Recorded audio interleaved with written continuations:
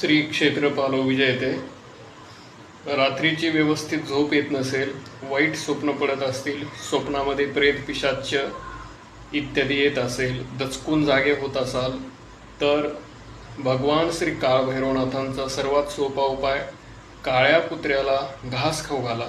चपाती, biscuit जे तुम्हाला शक्य असेल ते काळ्या कुत्र्याला खाऊ घाला आणि झोपताना भगवान श्री कालभैरवनाथांचा अष्टक किंवा वरद स्तोत्र पाठ करून धूप लावून पाठ करा आणि त्या धूपाचा जो भस्म शिल्लक राहतं ते भस्म कपाळाला लावून झोपायला जा.